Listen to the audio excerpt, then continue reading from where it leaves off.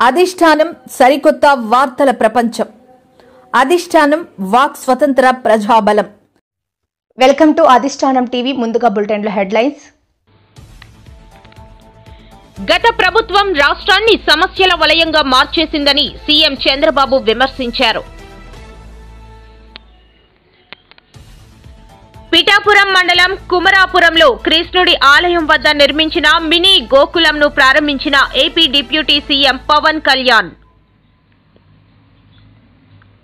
గత 5 ఏళ్లలో రాష్ట్రంలో రియల్ ఎస్టేట్ రంగం తీవ్రంగా దెబ్బతిందని మంత్రి పొంగూరు నారాయణ అన్నారు. శవ రాజకీయాలు చేయడం వైసీపీ పార్టీకి బాగా అలవాటైపోయిందని టీడీపీ నేత వర్ల రామయ్య విమర్శించారు.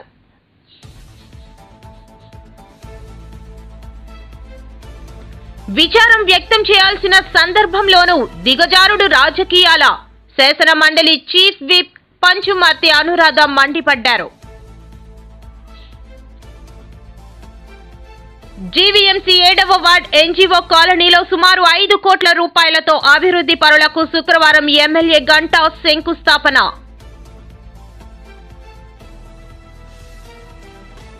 తిరుపతిలో తొక్కిసలాట ఘటనకు మొదటి ముద్దాయి సీఎం చంద్రబాబే. జగన్మోహన్ రెడ్డి మండిపాటు. విశాఖలో వైఎస్ షర్మిల మౌన దీక్ష. విశాఖలో ఈ రోజు వైఎస్ షర్మిల మౌన దీక్ష చేపట్టారు. ముఖ్యమంత్రి చంద్రబాబు నాయుడుపై ఘాటు వ్యాఖ్యలు చేసిన కేఏ పాల్. గత ప్రభుత్వం రాష్ట్రాన్ని సమస్యల వలయంగా మార్చేసిందని సీఎం చంద్రబాబు విమర్శించారు. గుంటూరులో నార్కెడో ప్రాపర్టీ సోలో సీఎం పాల్గొన్నారు. రాష్ట్రాన్ని గాడిలో పెట్టే ప్రయత్నం చేస్తున్నామని అన్నారు. ఈ రోజు ఇక్కడికి వచ్చింది మళ్ళీ పడకేసినటువంటి నిర్మాణ రంగాన్ని పైకి తీసుకురావాలి అనే ధ్యేయంతో నేను ఇక్కడికి వచ్చాను. మీకందరికీ కూడా నూతన సంవత్సర శుభాకాంక్షలు. తొందరలోనే సంక్రాంతి కూడా వస్తుంది. సంక్రాంతి శుభాకాంక్షలు. ఇదే కాకుండా భవిష్యత్తులో కన్స్ట్రక్షన్ యాక్టివిటీకి పెద్ద బూస్టప్ రావాలని మనస్ఫూర్తిగా నూతన సంవత్సరంలో కోరుకుంటున్నాను. ఈరోజు మీరు చూస్తే ఎన్నికలప్పుడు మేము చూసాం, నిర్వీర్యమైన రాష్ట్రం. ఎక్కడికి పోయినా సమస్యల వలయం. అన్ని రంగాలు కూడా పతనావస్థకు చేరిపోయినాయి. నిర్మాణ రంగం అయితే అడ్రస్ లేకుండా పోయే పరిస్థితి వచ్చింది. మేము ఆ రోజు ఒకే మాట చెప్పాం, మమ్మల్ని ఆశీర్వదించండి, మళ్ళీ ఆంధ్ర రాష్ట్రాన్ని అన్ని రంగాలలో అభివృద్ధి చేసే బాధ్యత మేము తీసుకుంటామని చాలా స్పష్టంగా ఆ రోజు మీ అందరికీ హామీ ఇచ్చాం. మా హామీలు నమ్మారు. ఎప్పుడూ చరిత్రలో నేను చాలాసార్లు ఎన్నికల్లో పోటీ చేశాను, కానీ స్ట్రైక్ రేట్ చూస్తే 93%, అంటే పెట్టిన అభ్యర్థుల్లో 93% గెలిచారు. అదే సమయంలో 57% ఓట్లు కూడా వేశారు. ఆ నమ్మకంతోనే మేము వచ్చిన వెంటనే మీరు ఒక్కసారి ఆలోచిస్తే పునర్నిర్మాణం ప్రారంభించాం. ఎటు చూసినా విధ్వంసమే, ఎటు చూసినా అంధకారమే. ఎటు పోవాలంటే కూడా ఇప్పటికి కూడా మాకు ఇంకా చాలా సమస్యలు ఉన్నాయి. గత 5 ఏళ్లలో వైసీపీ 268 గోకులాలు నిర్మిస్తే తాము 6 నెలల్లోనే 12,500 గోకులాలు నిర్మించామని డిప్యూటీ సీఎం పవన్ కళ్యాణ్ తెలిపారు. పిఠాపురంలో గోకులాలు ప్రారంభోత్సవ సభలో మాట్లాడుతూ గోకులాల ద్వారా చిన్న కౌలు రైతులు బాగుపడతారు. భవిష్యత్తులో 20,000 గోకులాలు ఏర్పాటు చేస్తామని అన్నారు. అలా కాకుండా నిజంగా సంక్రాంతి తాలూకు స్ఫూర్తి అవన్నీ మేము చేయడానికి ముందుకు తీసుకెళ్తా ఉన్నాం. అంటే ఇంత చేశాం అనుక్షణం. ఎందుకంటే మనకి ప్రతి 3 నెలలకి అభివృద్ధి ఏంటని చెప్పాలి కదా. దాంట్లో భాగంగానే మనస్ఫూర్తిగా ఇంత అభివృద్ధి సాధించాం. ఈ రోజున నిన్న చాలా కలిసివేసింది నాకు. అంటే ఎందుకు చెప్తున్నాను ఇదంటే, జవాబుదారీతనం. నేను ఓట్లు అడిగినప్పుడు మిమ్మల్ని నేను అకౌంటబిలిటీ చూపిస్తానని చెప్పాను. జవాబుదారీతనం, ప్రతిదానికి బాధ్యత తీసుకుంటామని. నిన్న తిరుమలలో జరిగిన సంఘటన, అది మన సంక్రాంతి, తొలి సంక్రాంతి పండగ ముందు జరగడం చాలా బాధ కలిగించింది. వైకుంఠ ఏకాదశి రోజున 6 నిండు ప్రాణాలు కోల్పోవడం బాధ కలిగించింది. 39 మంది గాయపడ్డారు. మనసు చాలా క్షోభించింది. పండగల వాతావరణం, పండుగలు చేసుకునే తక్కువ, కానీ సంక్రాంతి నాకు ఎదురు చూసేది మన గోమాతల్ని పూజ చేయడానికి. కనుమ రోజు ఎదురు చూస్తాను నేను, వాటి పూజ చేయడానికి కోసం ఎదురు చూస్తూ ఉంటాను. అలాంటి పరిస్థితుల్లో ఈ సంఘటన జరగటం, చాలా ఉత్సాహంగా జరుపుకునే పండుగ నాకు వ్యక్తిగతంగా, ఈ గోమాత కోసం చేసే పండుగలు కాబట్టి నాకు నేను చాలా బాధ కలిగింది. నేను వెళ్ళి పరామర్శించవచ్చు, వచ్చేయచ్చు. మీరందరూ ఎన్డీఏకి, చంద్రబాబు గారి నాయకత్వంలో మీరు నమ్మి ఓట్లు వేశారు. బాధ్యత వచ్చినప్పుడు ఎవరి మీద నెట్టలేదు. మీ వల్ల జరిగింది, మా వల్ల జరిగింది అని. తప్పు ఎవరి వల్ల జరిగినా మేమందరం ప్రభుత్వంలో భాగస్వామ్యం కాబట్టి మనస్ఫూర్తిగా నిన్న దేశాన్ని క్షమాపణలు అడిగాను జరిగిన తప్పుకి. ఇది దేనికి క్షమాపణలు అడగాలి అంటే, collective responsibility. Leadership is all about collective responsibility. పంచాయతీరాజ్లో తప్పులు జరిగితే అది మా అందరి సమిష్టి బాధ్యత. నా దగ్గర నుంచి ఆఖరిగా ఉండే మన గ్రామాల్లో ఉండే వరకు, ఫీల్డ్ అసిస్టెంట్ వరకు తప్పుది. ఎవరు తప్పు చేసినా బాధ్యత తీసుకోవాలి. ఈ సంక్రాంతి సీజన్ మనకి రాబోతున్నది. కొంత మనసు కావాలి. కొంత ఏం మాట్లాడాలి, ఏం మాట్లాడాలి, ఒకటి నేను చెప్పాను, ఇవన్నీ చేశాను. కానీ ప్రతిసారి నిన్న ముఖ్యంగా యువతకి నా విన్నపం, రాష్ట్రంలో రియల్ ఎస్టేట్ రంగం అభివృద్ధికి ప్రభుత్వం అన్ని చర్యలు తీసుకుంటున్నదని, గత 5 ఏళ్లలో రాష్ట్రంలో రియల్ ఎస్టేట్ రంగం తీవ్రంగా దెబ్బతినిందని మంత్రి పొంగూరు నారాయణ అన్నారు. భవన నిర్మాణాలు, లేఅవుట్లు అనుమతులను సులభతరం చేస్తూ జీవోలు జారీ చేశామని చెప్పారు. దేశంలోని 10 రాష్ట్రాల్లో అధ్యయనం చేసి సరళమైన నిబంధనలు రూపొందించామని తెలిపారు. అలా కాకుండా ఇప్పుడు ఎక్కడైనా అగ్రికల్చర్ జోన్లో ఎవరైనా పౌల్ట్రీ ఫామ్ పెట్టుకునేటట్టుగా ఈ యొక్క రూల్స్ అండ్ రెగ్యులేషన్స్ని మార్చడం జరిగింది. అదేవిధంగా టీడీఆర్ బాండ్ ఫైనల్ చేయడానికి ఒక కమిటీ వేసినాం. ఆ కమిటీలో మనకు రెవెన్యూ వాళ్ళు, సబ్ రిజిస్ట్రార్లు ఉన్నారు. దానివల్ల నెలలు, సంవత్సరాలతో టీడీఆర్లు డిలే అవుతుంది. దాన్ని యాక్చువల్గా ఈ కొత్త జీవోలో ఆ ఇద్దరిని తీసేసి కేవలం మున్సిపల్ కమిషనరు, అదేవిధంగా regional deputy director town planning, local town planning, తర్వాత యుఎల్బిలో రెవెన్యూ ఆఫీసర్ ఉంటారు. ఆ రెవెన్యూ ఆఫీసర్ని యాడ్ చేస్తూ అది సులభతరం చేయడం జరిగింది. అదేవిధంగా ఎక్కడైనా లేఅవుట్లు వేసినప్పుడు ఒక 12 మీటర్లు 9 మీటర్లు రోడ్డు అక్కడ వదిలేయాలి. అయితే దాన్ని ఇంకా అందరు ఇవ్వలేదు, కొందరే ఇచ్చారు. సపోజ్ ఒకరే ఇచ్చారు ఇండివిజువల్ హౌస్. ఆ ఇండివిజువల్ హౌస్ వాళ్ళు ఇల్లు కట్టుకోవాలంటే పర్మిషన్ ఇవ్వటం లేదు. ఇప్పుడు అందరూ రోడ్డు ఇస్తే తప్ప, అంటే 9 అడుగులు 12 అడుగులు చేయాల్సి ఉంటే అటుపక్క 1.5 feet, ఇటుపక్క 1.5 feet ఇవ్వాలి. అందరూ ఇస్తే తప్ప ఆ రోడ్లో పర్మిషన్ ఇవ్వటంలా ఇంతవరకు. అయితే ఇప్పుడు కొత్తగా ఏం చేసామంటే నాన్ హై రైజ్ బిల్డింగ్స్కి ఎవరైతే ఇల్లు కట్టుకోదలుచుకున్నారో అక్కడ వాళ్ళ స్థలం ముందు ఎంతైతే వదిలేయాలో అది వదిలేస్తే వాళ్ళకి శవ రాజకీయాలు చేయడం వైసీపీ పార్టీకి బాగా అలవాటు అయిపోయిందని టీడీపీ నేత వర్ల రామయ్య విమర్శించారు. ఇలాంటి సమయంలో బాధితులను ఆదుకోవాలని తప్ప శవ రాజకీయాలు చేయడం ఏంటని విమర్శించారు. ఈ మేరకు ఆయన మీడియాతో మాట్లాడారు. ప్రాజెక్టులు ఇచ్చారు మన రాష్ట్రానికి. ఆయన అందరి ముఖంలో రాష్ట్రం అంతా కూడా సంతోషంతో వెల్లివిరిసింది. చంద్రబాబు గారి రాజకీయ చాణక్యం, మోడీ గారు వెంటనే దానికి ఎస్ పలకటం. 2 లక్షల కోట్ల రూపాయలండి. It's not a joke. ఎంత భారతదేశం అంతా కూడా ఆశ్చర్యపడింది 2 లక్షల కోట్ల రూపాయలు ఒక్క దఫాలో అని.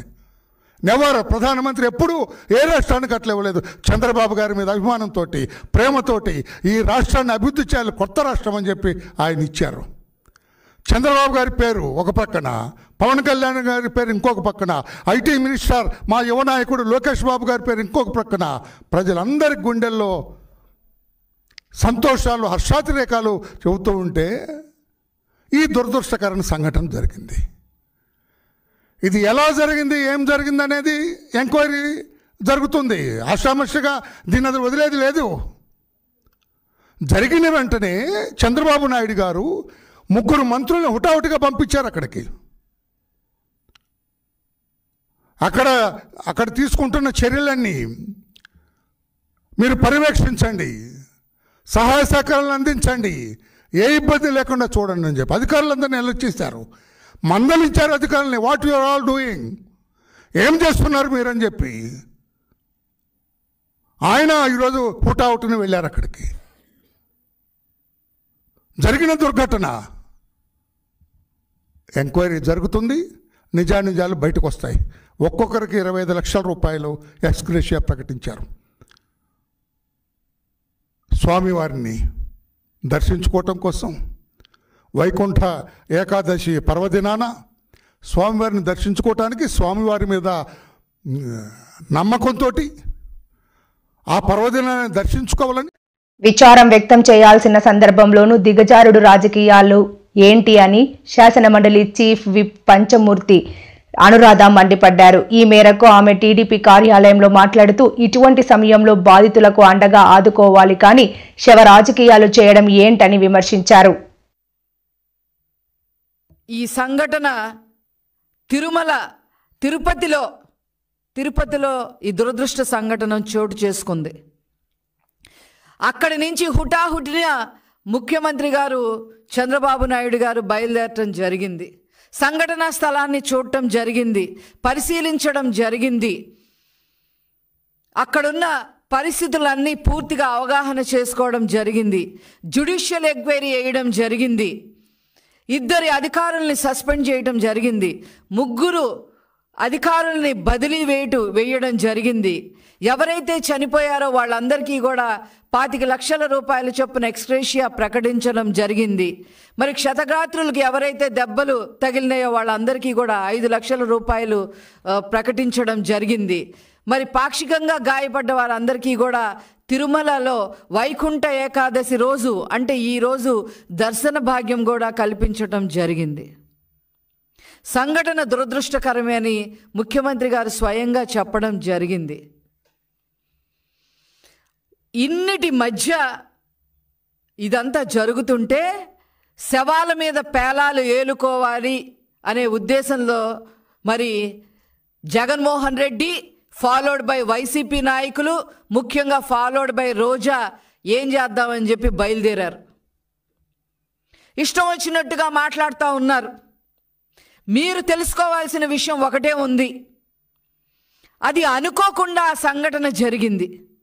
కానీ మీ హయాంలో తెలిసి కొన్ని సంఘటనలు జరిగినాయి.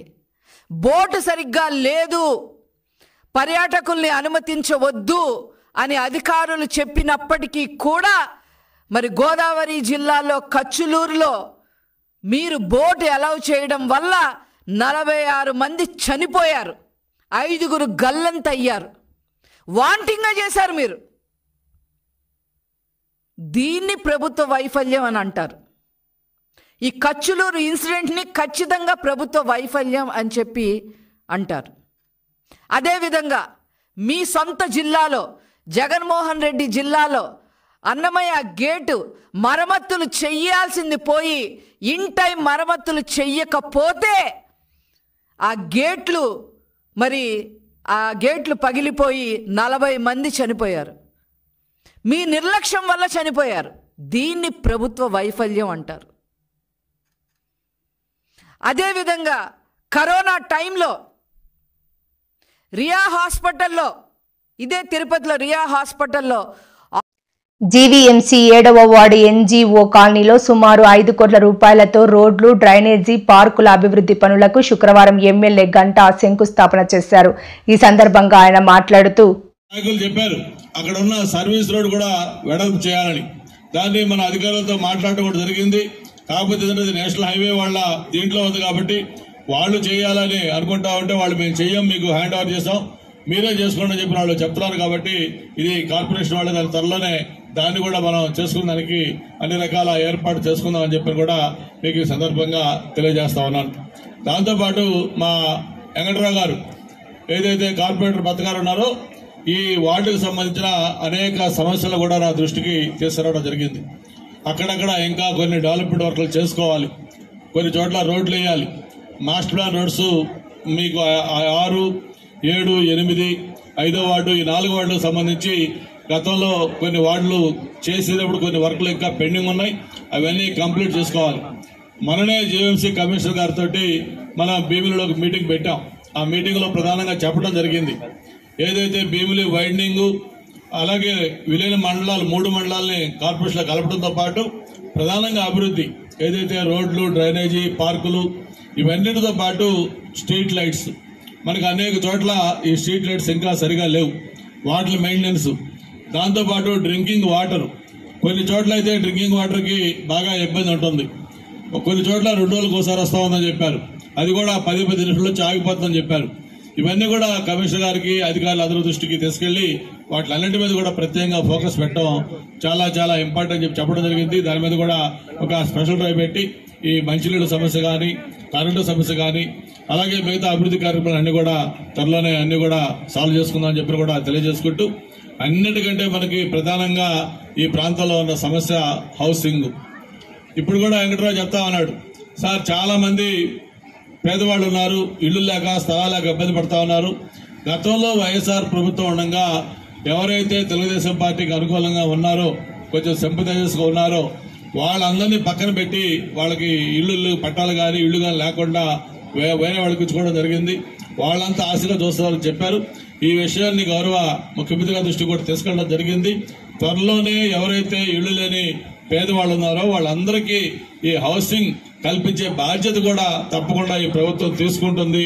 మీకు తప్పకుండా ఆ కోరిక నెరవేరుస్తామని చెప్పని మరొకసారి తెలియజేసుకుంటూ, మరి నాకు కార్పొరేషన్ మొత్తం మీద ఒక ఇంపార్టెంట్ వార్డు, గుండెకాయ లాంటి వార్డు ఈ వార్డు. మరి మన మెజార్టీ కూడా బ్రహ్మాండంగా ఇచ్చారు ఈ వార్డులో. మరి ఇటువంటి వార్డులో తప్పకుండా మీ కుటుంబంలో ఒక సభ్యుడిగా, మీ కుటుంబంలో ఒక పెద్ద కొడుకుగా మీ సమస్యల పట్ల, ఈ వార్డు అభివృద్ధి పట్ల ప్రత్యేకమైన బాధ్యత తీసుకుంటాను. తప్పకుండా మీరు చూపించిన అభిమానానికి, మీరు ఇచ్చిన మెజారిటీకి అంతా ఆప్యాయత చూసి మీ అందరికీ ఈ వార్డు అభివృద్ధి చేసి సమస్యలు లేని వార్డుగా దీన్ని తయారు చేసి మీరు నాపై పెట్టిన నమ్మకాన్ని తప్పకుండా నిలబెట్టుకుని మీ అందరూ మరి ఒక చక్కటి కార్యక్రమం ఏర్పాటు చేశారు. మీ అందరినీ కలుసుకునే అవకాశం కల్పించినందుకు మరొకసారి పేరు పేరున అందరికీ ధన్యవాదాలు తెలియజేసుకుంటూ, మరొకసారి అందరికి కూడా ఆ వైకుంఠ ఏకాదశి శుభాకాంక్షలు. అలాగే రేపెల్లుండి మనకు పండుగలు రాబోతా ఉన్నాయి. అందరికీ పండుగ స్నేహితులతోటి సుఖ సంతోషాలు సౌఖ్యంగా ఉండాలని చెప్పి మరొకసారి కోరుకుంటూ మీ దగ్గర సెలవు తీసుకుంటా ఉన్నాం. తిరుపతిలో తొక్కిసలాట ఘటనకు మొదటి ముద్దాయి సీఎం చంద్రబాబునేనని వైఎస్ఆర్సీపీ అధినేత మాజీ సీఎం వైఎస్ జగన్మోహన్ రెడ్డి మండిపడ్డారు. ప్రభుత్వ వైఫల్యం వల్లే తిరుపతిలో తొక్కిసలాట జరిగి 6గురు మృతి చెందారని, పలువురు తీవ్రంగా గాయపడ్డారని తెలిపారు. తిరుపతిలో ఈ తరహా ఘటన ఎప్పుడూ జరగలేదు, మనం చూడలేదన్నారు. నేను క్వశ్చన్ చేస్తా ఉన్నా, 6వ తారీఖు, 7వ తారీఖు, 8వ తారీఖు మధ్యాహ్నం దాకా చంద్రబాబు నాయుడు కుప్పంలో లేడా? నేను మిమ్మల్ని అడుగుతా ఉన్నా. మొత్తం పోలీస్ ఫోర్స్ అంతా కూడా తిరుపతి జిల్లా, చిత్తూరు జిల్లాకు సంబంధించిన పోలీస్ ఫోర్స్ మొత్తం కుప్పంలో చంద్రబాబు నాయుడు గారి సెక్యూరిటీ అరేంజ్మెంట్లలో నిమగ్నం అయిందా లేదా అని మిమ్మల్ని అడుగుతా ఉన్నా. మరి 8వ తారీఖు రాత్రి 8:30 గంటకి జరిగింది, 8:30, 8 ఆ ప్రాంతాలలో ఇదంతా జరిగింది. మరి ఇదంతా జరిగినప్పుడు పోలీస్ ఫోర్స్ లేదు అని క్లియర్గా కనిపిస్తూ ఉన్నప్పుడు ప్రత్యామ్నాయ అరేంజ్మెంట్స్ ఎందుకు చేయలేదు? చంద్రబాబు నాయుడు అనే వ్యక్తి ప్రోగ్రామ్ ఇక్కడ ఉంది అని తెలిసినప్పుడు, చంద్రబాబు నాయుడు గారి ప్రోగ్రాంలో పోలీసులంతా కూడా అక్కడికి వెళ్తారు అని తెలిసినప్పుడు, అక్కడికి వీళ్ళంతా కూడా చంద్రబాబు నాయుడు ప్రసన్నం చేసుకోవడానికి అక్కడ ఉంటారు అని తెలిసినప్పుడు ఆల్టర్నేట్ అరేంజ్మెంట్స్ ఎందుకు చేయలేదు? మరి చంద్రబాబు నాయుడు గారి బాధ్యత కాదా? మన ఎస్పీ అనే వ్యక్తి చంద్రబాబు నాయుడు గారిని పట్టించుకుంటాడా, లేకపోతే భక్తులను పట్టించుకోవాలా? వైకుంఠ ఏకాదశి ఉన్నప్పుడు ఇవి లక్షల మంది తిరుపతి దేవస్థానంలో వస్తారని తెలిసి ఇక్కడ వీళ్ళకి సెక్యూరిటీ ప్రొటెక్ట్ చేయాల్సిన బాధ్యత తన మీద ఉంది అని తెలిసి ఉన్నప్పుడు చంద్రబాబు నాయుడు గారిని పట్టించుకోవాలన్నా లేదా భక్తులను పట్టించుకోవాలన్నా? ఆల్టర్నేట్ అరేంజ్మెంట్స్కి సంబంధించి రివ్యూ జరగాలన్నా జరగకూడదా? మరి ఇవన్నీ చేయనప్పుడు చంద్రబాబు నాయుడుది తప్పు, ఎస్పీది తప్పు, కలెక్టర్ది తప్పు, టీటీడీ ఈఓది తప్పు, టీటీడీ అడిషనల్ ఈఓది తప్పు, టీటీడీ చైర్మన్ది తప్పు. వీళ్ళందరి తప్పులు లేకుండా ఎలా ఉంటాయి? అందరూ కూడా దీంట్లో తప్పులు చేసిన వాళ్ళే అవుతారు కదా. ఈ పాపం ఊరికే పోదు. ఖచ్చితంగా చంద్రబాబు నాయుడు గారికి ఖచ్చితంగా ఈ పాపం తగులుతుంది. ఎందుకంటే ఆయన తప్పు చేసిన తర్వాత కనీసం తప్పు చేశాను అని చెప్పి దేవునికి కానీ భక్తులకు కానీ కనీసం క్షమాపణ చెప్పే ఇంకిత జ్ఞానం కూడా ఈ మనిషికి లేదు, చెప్పే సిన్సియారిటీ లేదు, చెప్పే చిత్తశుద్ధి లేదు. అప్పటికీ కూడా తను చేసిన తప్పుడు పనికి ఇంకొకరి మీద విశాఖలో వైఎస్ షర్మిల మౌన దీక్ష. విశాఖలో ఈరోజు వైఎస్ షర్మిల మౌన దీక్ష చేపట్టారు. ఈ సందర్భంగా ఆమె మాట్లాడుతూ కేంద్ర హోంశాఖ మంత్రి అమిత్ షా అంబేద్కర్ ను అవమానించారని మండిపడ్డారు. ఇటీవల కాలంలో మనం అందరం చూసాం, పార్లమెంటులో నిండు సభలో అమిత్ షా గారు సాక్షాత్తు హోమ్ అఫేర్స్ మినిస్టర్ అంబేద్కర్ గారి గురించి ఎంత హేళన చేసి మాట్లాడారో చూశాం. ఒకసారి మళ్ళీ మీకు జ్ఞాపకం చేయడానికి ఎల్ఈడీలో ఒకసారి ప్లే చేస్తాం. प्ले చేయండి అమ్మా. अगर भगवान का लेते तो 7 जन्मों तक स्वर्ग मिलता था, तो अच्छी बात है। मान्यवर, अभी एक फैशन होगा, अभी एक फैशन होगा है आम्बेडकर आम्बेडकर आम्बेडकर आम्बेडकर आम्बेडकर आम्बेडकर। इतना नाम अगर भगवान का लेते तो 7 जन्मों तक स्वर्ग मिलता था, तो अच्छी बात है। मान्यवर, अभी एक फैशन होगा, अभी एक फैशन होगा है आम्बेडकर आम्बेडकर आम्बेडकर आम्बेडकर आम्बेडकर आम्बेडकर। इतना नाम अगर भगवान का लेते तो 7 जन्मों तक स्वर्ग मिलता था, तो अच्छी बात है। मान्यवर, अभी एक फैशन होगा, గమనించాలి. अभी అంబేద్కర్ అంబేద్కర్ అంబేద్కర్ అని మాట్లాడడం ఫ్యాషన్ అయిపోయింది అని అమిత్ షా గారు స్వయంగా అంటం జరిగింది.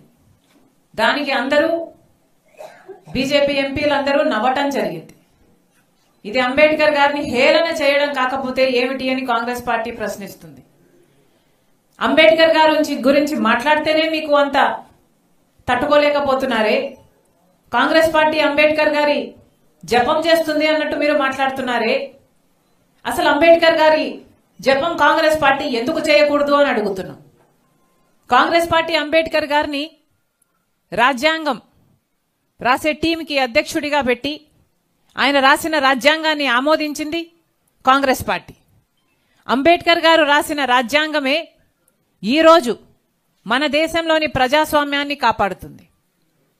అంబేద్కర్ తిరుపతి తొక్కిసలాట ఘటనకు బాధ్యులను చేస్తూ అధికార యంత్రాంగంపై ముఖ్యమంత్రి చంద్రబాబు నాయుడు ఆగ్రహం వ్యక్తం చేసింది చూశాక ఈ పరిణామాలపై కేఏ పాల్ స్పందించారు. బహుశా చంద్రబాబు తాను ఏపీకి సీఎం అనే విషయాన్ని మర్చిపోయి ప్రవర్తించి ఉంటారేమో అని ఎద్దేవా చేశారు.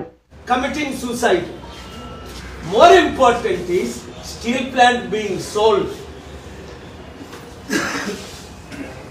Chandrababu Naidu, Pavan Kalyan, Narendra Modi 2014 gave a promise, special status for Andhra Pradesh. They have forgotten that, which is beneficial to 6 crore people. Instead, they are not ashamed. Chandrababu Naidu, Pavan Kalyan are not ashamed, praising each other, forgetting people's promise. Wherever Chandrababu Naidu, death is following. Does he need to be a politician at age 75?